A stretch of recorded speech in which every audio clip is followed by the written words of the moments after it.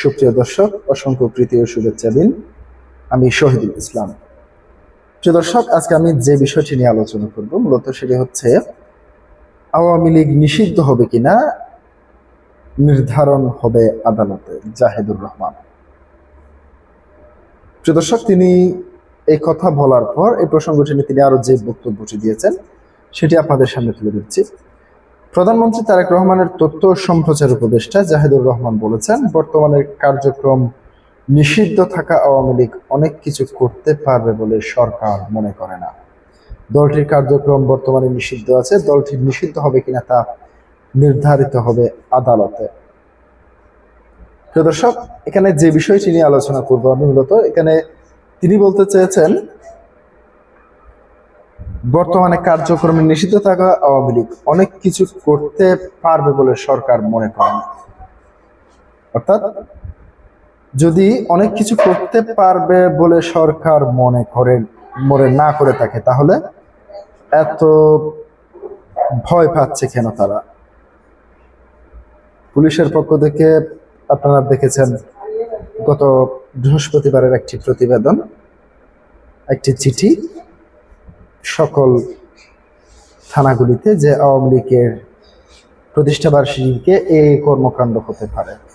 এরপরে দেখলাম সরকার সেনাবাহিনী, বিজিবি সহ এত কিছু নিয়ে মাঠে নামার কারণ কি? আমরা দেখতে পেয়েছি বিএনপি ও জামায়াত সহ সব দলই মাঠে নেমেছে।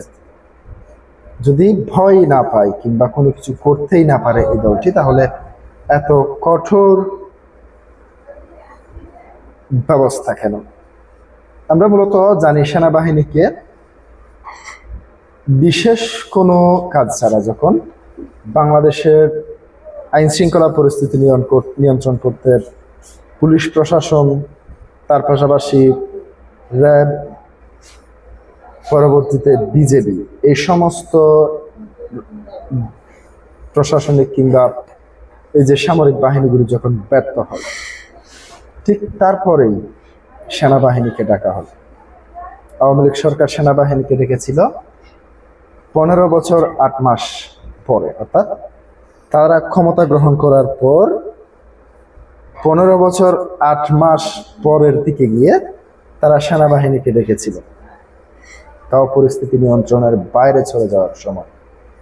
এখন কি সেই পরিস্থিতি তৈরি হয়েছে? তাহলে কেন ওই সেনাবাহিনীকে মাঠে নামাতে হলো সেটি নিয়ে সামাজিক যোগাযোগ মাধ্যম সহ সব জায়গায় আলোচনা চলছে। তিনি মঙ্গলবার সচিবালয়ে আয়োজিত নিয়মিত সংবাদ সম্মেলনে সাংবাদিকদের প্রশ্নের জবাবে উপদেষ্টা জাহিদুর রহমান এসব কথা বলেন। এ সময় তিনি প্রধানমন্ত্রী তারেক রহমানের মালয়েশিয়া ও চীন সফর সহ সরকারের নানা কর্মকাণ্ড তুলে ধরেন। কার্যক্রম নিষিদ্ধ আওয়ামী লীগের প্রতিষ্ঠাবার্ষিকীকে ঘিরে 3 মহানগর ও 3 জেলায় সেনাবাহিনী মোতায়েন, বিভিন্ন রাজনৈতিক দলের নেতাকর্মীদের অবস্থান, সরকারের অবস্থান ইত্যাদি বিষয়ে একজন সাংবাদিকের প্রশ্ন করেন। জবাবে জাহিদুর রহমান বলেন, রাজনৈতিক দলগুলো মাঠে অবস্থানের একটা সিম্বলিক কারণে আছে বলে মনে করেন তিনি। কারণ সম্পর্কে বলতে গিয়ে জাহিদুর রহমান বলেন, এটা নিষিদ্ধ ঘোষিত দল। নিষিদ্ধ ঘোষিত আসলে কথাটা ঠিক নয়। টেকনিক্যালি যদি বলি, নাম যদি এভাবে বলি, আওয়ামী লীগ দলটা নিষিদ্ধ হবে কিনা এই জিনিসটা একটু ক্লিয়ার করে রাখা দরকার। সেটা নির্ধারিত হবে আদালতে। আইসিটিতে, আন্তর্জাতিক অপরাধ ট্রাইব্যুনালে তারা আওয়ামী লীগ মানবতা বিরোধী অপরাধে যুক্ত ছিল কিনা সে বিচারের পর নির্ধারিত হবে। যেটা হয়েছে ওই পর্যন্ত যেহেতু তারা বিচারাধীন থাকবে, সে পর্যন্ত তাদের কার্যক্রম নিষিদ্ধ থাকবে সন্ত্রাস দমন আইন 2009 এর অধীনে। সুতরাং তাদের কর্মসূচি নিষিদ্ধ। এই দলটা এখন যে কোনো কর্মসূচি দিয়ে যদি মাঠে নামতে চায়, তারা একটা আইন ভঙ্গকারী কাজ করছে। সুতরাং সরকার সেখানে ব্যবস্থা নেবে, এটাই স্বাভাবিক। রাজনৈতিক দলগুলো আসলে এখানে করার কিছুই নেই। এটা তারা সিম্বলিক্যালি হয়তো মাঠে আছে, যেহেতু তারা আওয়ামী লীগ বলছে, তারা অনেক কিছু করে ফেলবে। উপদেষ্টা বলেন, সেনাবাহিনী দেওয়া নিয়ে আমি যেটা বলবো এর মানে এই নয় যে অনেক কিছু তারা আওয়ামী লীগ করে ফেলতে পারে। আমি ব্যক্তিগতভাবে মনে করি না আওয়ামী লীগের সেই রকম নৈতিক সাহসও আছে। মানে আপনারা তো একটা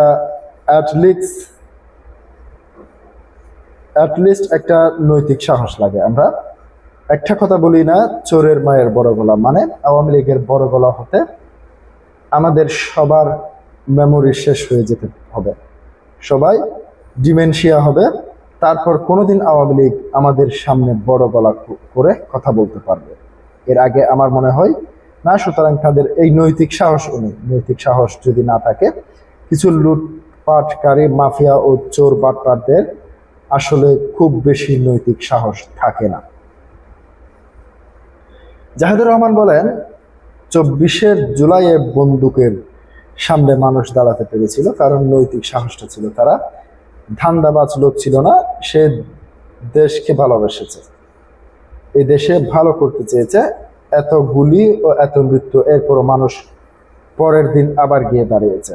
তো তাদের আওয়ামী লীগ দিয়ে আসলে তেমন কিছু হওয়ার কোনো কারণ নাই। তারপরও সরকার থেকে যেটা করা উচিত, যে কয়টা জেলা তার মানে হয়েছে, সেই ঝুঁকি কিছুটা হলেও বেশি। কারণ কিছু ছোটখাটো নাশকতার সক্ষমতা হয়তো আছে, আর তাদের প্রচুর টাকা আছে, সেটা খরচ করে হঠাৎ করে কোনো নাশকতা করে কিনা, সেজন্য এই জায়গায় ঝুঁকি বেশি মনে হয়েছে।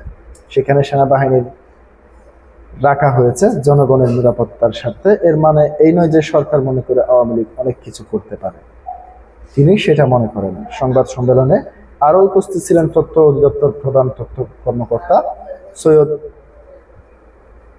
আবদাল আহমদ এবং তথ্য সম্প্রচার মন্ত্রণালয়ের অতিরিক্ত সচিব মোহাম্মদ ইব্রাহিম। প্রিয় দর্শক, আজকে পর্যন্তই।